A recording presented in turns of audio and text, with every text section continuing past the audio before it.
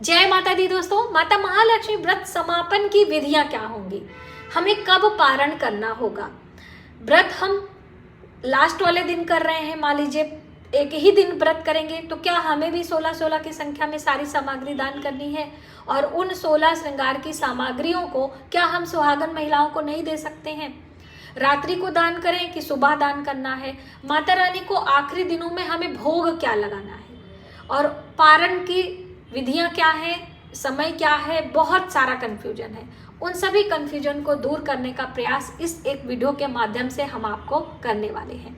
नमस्कार, welcome to my channel. मैं हूं मनीषा। दोस्तों, यदि हमारी वीडियो आपको थोड़ी सी भी हेल्पफुल लगे तो प्लीज़ वीडियो को लाइक ज़रूर करिएगा और जय माता दी कमेंट पे लिखना ना भूलें और अपने फैमिली फ्रेंडों में शेयर करिएगा और चैनल को सब्सक्राइब कर लीजिए, क्योंकि माता महालक्ष्मी से संबंधित या आने वाले दिनों में जो व्रत त्यौहार पड़ेंगे, बहुत सारी वीडियोस आपके लिए हम लेकर आने वाले हैं। तो सब्सक्राइब रहेगा तो आपको नोटिफिकेशन पहले पहुंचेगा। चलिए देर न करते हुए वीडियो की शुरुआत करते हैं। अब हम बात करेंगे कि जो बहनें अभी तक चौकी नहीं लगाई हैं, देखिए वीडियो पर एंड तक बने रहिएगा, क्योंकि भोग श्रृंगार की सामग्री, हमें पारण के क्या नियम है, दान कब करना है और 16 महिलाओं को खिलाने की बात है, तो वो कैसे क्या मैनेज करना है, सभी जानकारी हम इसमें देने वाले हैं। ठीक है, तो अभी क्या है कि चौकी आप लगा लीजिएगा आखिरी दिनों में। यदि आप कभी भी नहीं किए, पहली बार हमारी वीडियो देख रही हैं, तो भी आप 14 सितंबर को अपनी चौकी लगा लीजिएगा। चौकी का शुभ मुहूर्त आदि अभी आने वाले समय में हम आपको सब बताएंगे, लेकिन माता महालक्ष्मी के गज स्वरूप की पूजा हम करेंगे। गौरी गणेश के साथ में करना है। हल्दी से गौरी बनाएंगे, सुपारी पर गणेश जी का आवाहन करेंगे, गौरी गणेश का, और माता रानी की स्थापना गज स्वरूप, जिसमें हाथी उनको जल से स्नान करा रहे हैं।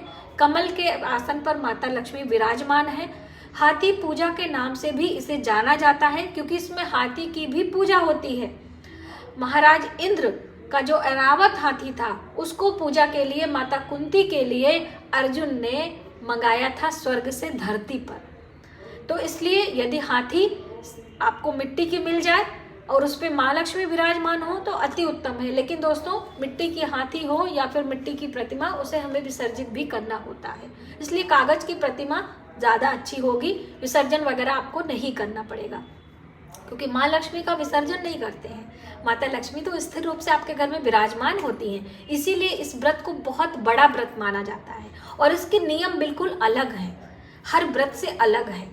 और व्रत बहुत आसान है, कोई निर्जला नहीं, कोई कुछ नहीं, आप खाते पीते हुए भी व्रत कर सकते हो। लेकिन यदि जितना ज़्यादा त्याग, तपस्या, दान, मंत्र जप हम करेंगे, उतना ही जल्दी हमें इसका पुण्यफल भी मिलता है, ये भी माना गया है। तो आप, त्याग का अर्थ ही व्रत है। व्रत के उसमें मैंने आपको एक बार इसका डेफिनेशन दिया था, तो अभी देखिए वो सब बातें नहीं करेंगे क्योंकि वीडियो लंबी हो जाएगी। तो आपने जाना कि कलश की स्थापना करते हुए और हम चौकी लगाएंगे और पूजा की शुरुआत करेंगे दीप जलाकर। ठीक है, पहले दिन की पूजा मैंने आपको दी है, तो आप वो वीडियो जरूर देख लीजिएगा, आपको आसानी होगी। अब सूप जरूर लेना है और 2 की संख्या में। एक में सामग्री रखेंगे, एक से उसको हम ढकेंगे, क्योंकि बहुत ज़्यादा चीज़ें हमें खोलकर दान नहीं करनी है, नज़र भी लग जाती है, अपनी खुद की नज़र लग जाती है। अभी बहुत सारा सजा दीजिए, आप देखिए तो ऐसे लगता है अरे बाप रे कितना सुंदर हमने किया है, कितना अच्छा है, तो बहुत सारी चीज़ें हो जाती हैं, तो वो फिर ठीक नहीं होता है, इसलिए उसे हमें ढक देना है। सब कुछ 16 की संख्या में है। 16 श्रृंगार की सामग्री का लिस्ट हम यहाँ पर लगा देंगे, आप देख लीजिएगा। अगर आपका बजट नहीं है तो एक ही एक चीज़ें 16 की संख्या में रख लीजिए, क्योंकि 16 का बहुत बड़ा महत्व है। 16 बर्फी रखना है, 16 पूरी रखना है, 16 जगह जो आप खीर बनाते हो ऐसे भाव करते हैं 16। अब देखिए 16 पकवान की बात आती है कि क्या 16 अलग अलग प्रकार के पकवान के भोग लगाएं, तो देखिए ये आपके सामर्थ्य और श्रद्धा पर है, आपका बजट कैसा है, क्योंकि वैभव की देवी तो माँ लक्ष्मी है ही, इसीलिए इतना कल्याणकारी और प्रभावकारी व्रत है। तो वैभव विलासता तो इनकी पूजा में होना ही चाहिए। तो आप बना सकें पुए, मीठी पूरी, गुलगुले, पंचमेवा, पंचामृत, श्रीखंड, हलवा, पूरी, 5 प्रकार के फल और 5 प्रकार के अलग अलग जो आप व्यंजन बनाएं, यानी मीठा चीज़ें ही हम भोग लगाते हैं, नमक की चीज़ें भोग में नहीं रखी जाती हैं। तो इस तरह से आप कर सकते हो। और 16 दीपक से आरती की जाती है। 16 दीपक आपको लगाने हैं। मिट्टी के दिए आप ले लीजिए। मिट्टी के दिए नहीं मिल रहे हैं तो आप आटे से खुद दिया बना सकते हो।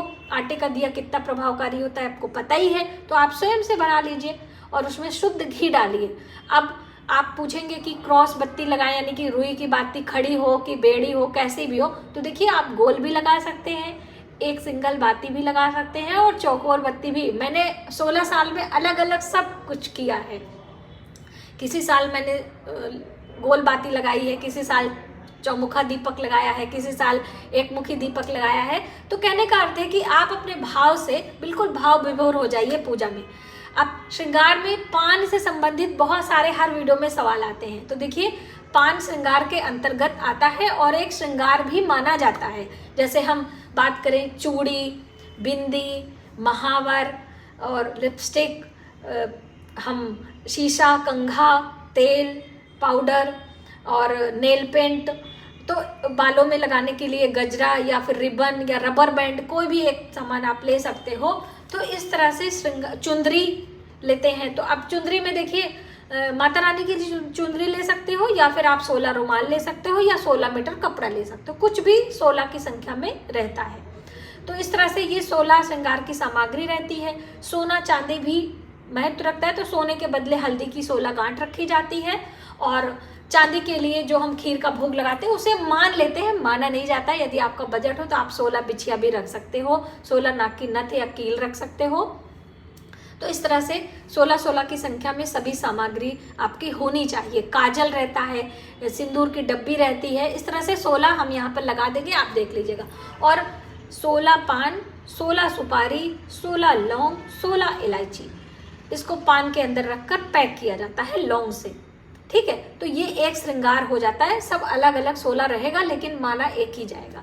ठीक है, अब बस आपने पूरा चौकी सजा लिया है और उस पर सभी चीज़ें आप लगा दीजिए। अब पूजा कब करेंगे, बहुत सारी बहनों का ये भी सवाल आ सकता है। तो भाई देखिए, शाम की पूजा होती है। वैभव की देवी माँ लक्ष्मी की पूजा, गज स्वरूप की पूजा, महालक्ष्मी व्रत की, जो कि अश्विनी कृष्ण पक्ष की अष्टमी तिथि पर, जिस दिन जीवित पुत्रिका का व्रत किया जाता है। ठीक है, तो आप व्रत करते करते भी ये सारी पूजा कर सकते हो। सिर्फ पारण में थोड़ा सा हेर फेर आपको करना होता है। तो आप इस तरह से चौकी लगाकर माता रानी को 16 बारी स्नान कराने का भाव, चंदन टीका लगाएंगे, पुष्पों का हार चढ़ाएंगे। 16 पुष्प नहीं है तो एक ही पुष्प तोड़ तोड़ के चढ़ाएंगे। हार को 16 बारी भाव करेंगे, जल घुमाएंगे, सारे भोग अर्पित करेंगे, प्रार्थना करेंगे, 16 दिए लगाकर आरती करेंगे और फिर हवन भी करना होता है। तो आप हवन, आम की लकड़ी, नवरात्रि में मैंने अक्सर आपको हवन की सामग्री बताई है, तो वो आप हवन ले सकते हो। माता महालक्ष्मी के मंत्रों का जिससे जप करते हैं उसी से हवन भी करते हैं। मंत्र का जप किस मंत्र से किया जाएगा एक बार फिर से हम आपको बता देते हैं। तो 2 प्रकार के मंत्र हैं, एक सूक्ष्म है और एक बीज मंत्र है। जो मंत्र आप अच्छे से बोल पाए उसी मंत्र से आपको हवन भी करना है, उसी मंत्र से आपको माला पर जप भी करना है। ओम श्रीं सई नमः, ओम श्रीं सई नमः, ये एक मंत्र है जो कि बहुत छोटा सा है, बहुत ही कल्याणकारी है। इस मंत्र से आप जप भी कर सकते हो और आप हवन भी कर सकते हो। बस मंत्र जप करते समय ओम श्रीं सई नमः ये बोलना है और जब हम हवन करेंगे ओम श्रीं सई स्वाहा, ओम श्रीं सई स्वाहा, इस तरह से स्वाहा बोलेंगे। ठीक है, अब आती है बात बीज मंत्र की। तो बीज मंत्र कौन से हैं आपके? ओम श्रीं ह्रीं श्री कमले कमलालय प्रसीद प्रसीद श्रीं ह्रीं से महालक्ष्मी नमो नमः। महालक्ष्मी जरूर आपको बोलना रहता है, क्योंकि देखिए 16 दिवसीय महालक्ष्मी पूजा, 16 दिवसीय महालक्ष्मी व्रत, इस तरह से बोला जाता है। तो आपने इस तरह से हवन करना है। अब हवन की सामग्री में बहुत सारी बहनें खीर पूरी या मालपुआ या इस तरह के हवन की बात करती हैं कि दीदी आप इस पे बताइए। बिल्कुल आप कर सकते हो। आप पुए जो बनाए हो, गुलगुले बनाए हो, उसमें से थोड़े थोड़े ले लीजिए और उसको अच्छे से तोड़ लीजिए, उसमें 1 बड़ा चम्मच घी डाल दीजिए और माता महालक्ष्मी के मंत्रों से अब देखिए हवन कितनी बार करेंगे ये भी मन में आएगा। तो वैसे हम लोग 108 की संख्या में करते हैं, आप चाहें तो सिर्फ 16 बार ही हवन कर सकते हो। मंत्र से 16-16 सब कुछ हो रहा है तो 16 बारी आप हवन भी कर सकते हो। लेकिन क्या होता है कि इतना आपने प्रयास किया सब कुछ, तो 108 बारी माता महालक्ष्मी के मंत्रों का जप हम कर लेते हैं। तो ये हुआ। और कथा यदि सुबह आप 16 दिनों से कर रहे हैं, सुबह पढ़े तो ठीक है, शाम को कथा भी पढ़ लीजिए। ये सारी विधियां आपको शाम को ही 8, साढ़े 8, 9 बजे तक कंप्लीट कर लेनी है। अब उसके बाद बारी आती है चंद्र दर्शन की, चंद्र पूजन की और पारण की, और जो 16 सुहागिनों को खिलाने की बात है। ठीक है, तो आप 16 सुहागिनों को खिला सकते हैं। तो आप पहले से भाई दिन में आप पूजा की तैयारी करोगे, भोजन बनाओगे, सारी विधियां करोगे। तो अगर इतना नहीं हो पाता है तो देखिए, मैं तो बोलूँ कि मुझसे नहीं हो पा रहा तो मैं सूखा अनाज निकाल देती हूँ। जैसे 16 ग्लास चावल, 16 ग्लास आटा, 16 छोटी ग्लास ले लीजिए, बड़ी ले लीजिए, जो आपका बजट हो उतना ही है। ठीक है, अब ऐसा नहीं है कि आप सारा अपने पूरे महीने का बजट बिगाड़ के सब इसमें लगा दीजिए और आपके घर में इसके पीछे क्लेश होता रहे, आपके परिवार में बातें सुननी पड़े कि बच्चों की फीस नहीं जमा हो रही, ये वो। इस तरह का काम ना करिएगा कभी भी किसी भी पूजा पाठ में। ठीक है, तो बस अनाज की चीजें निकाल कर हम जल घुमाकर संकल्प ले लेंगे। अब उसके बाद फिर हमने चंद्र का थाली तैयार करना है। चंद्र की थाली में आप एक थाली में अक्षत ले लीजिए, पुष्प ले लीजिए, मीठा जल ले लीजिए और थोड़ी सी मिष्ठान ले लीजिए, धूप दीप ले लीजिए। और चंद्र उदय के समय, चंद्र उदय का समय आदि सब बताया जाएगा, और चंद्र के पूजन करने की विधि मेरे वीडियो में है, तो आप उसको देख भी सकते हो। छत पे जहाँ से आपको चंद्र दिखाई दे, बालकनी से, और चंद्र भगवान का पूजन करेंगे। अब देखिए, बादल के चलते, बारिश के चलते चंद्र नहीं भी कभी कभी दिखाई देते हैं, तो हम टाइमिंग पता किए रहते हैं, टाइमिंग से 10-15 मिनट बढ़ाकर पूजन कर लेते हैं ध्यान में करके, या फिर आपके पूजा मंदिर में जो शिव भगवान है उन पे, या फिर चांदी की जो सिक्के होते हैं उनके ऊपर हम विराजमान कर लेते हैं। भगवान चंद्र का आवाहन करके पूजन किया जाता है। जैसे गौरी गणेश का पूजन किया जाता है सुपारी और हल्दी पर, इसी तरीके से चंद्र चांदी के गोल सिक्के पर चंद्र भगवान का आवाहन करके वहीं पर चंदन आदि लगाकर, धूप दीप दिखाकर एक पात्र में जल दे लेते हैं और फिर प्रार्थना कर लेते हैं।